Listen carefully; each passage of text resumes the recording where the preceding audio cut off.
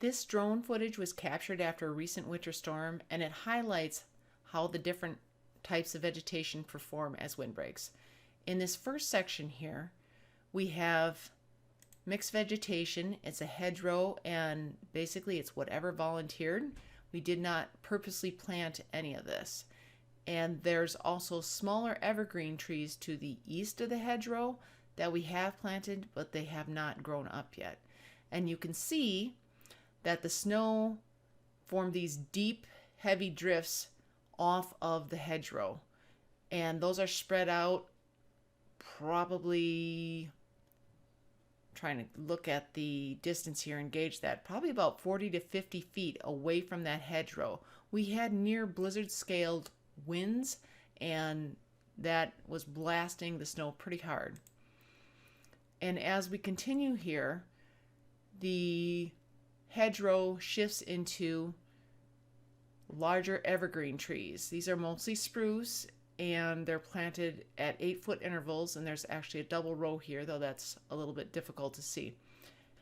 These spruce trees are about 20 feet tall, give or take, some a little taller, some a little shorter.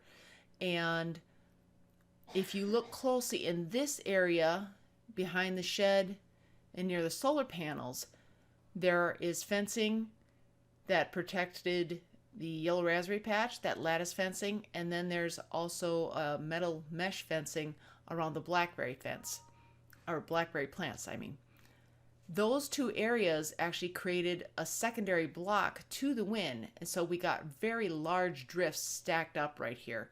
These drifts were roughly, well, 6 to 7 feet tall, because those posts were 8-foot posts with 2 feet in the ground.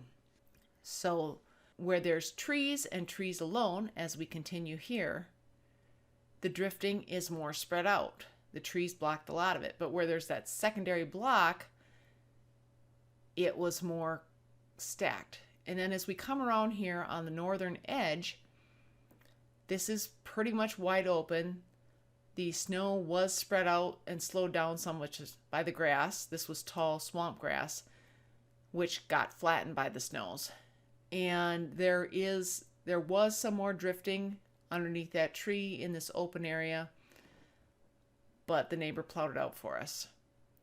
Then when we get to the snow fence, you'll note that right next to the snow fence, there's a little bit of stacking on the west side, but on the east side, immediately close to the snow fence, the area is clear, because the snow fence slows down the snow and then it drops it away from the fence. So you don't want your snow fence directly next to your roadway. That's why you need some distance, because depending on the wind speed, that's going to vary where it drops that pile of snow. In this instance, we had very high winds. I think it actually dipped into blizzard territory at some point. So 45 mile an hour sustained winds. And so it was more spread out. That dropped a bigger pile of snow about between 20 and 30 feet away from the snow fence. But in slower wind conditions, that ridge would actually be within 10 feet of the snow fence. Or if we had placed the snow fence where you can see the barbed wire fence is, then we would have the snow piled on the driveway instead of piled up to the west of the driveway. So you always want to take account of wind speed and what's downwind from your fence when you're placing your snow fence or your tree line. You do not want to place your snow fence or your tree line right next to whatever you're going to protect, because it's not going to stop that snow abruptly and drop it right where it's planted or where it's installed. It's going to drop it downwind from wherever it's planted or installed. And this was really interesting to me because I know that all these options work, but I had not had the opportunity to compare how well they worked until they reached this level of maturity. Thank you for watching, and if you got any questions, let me know.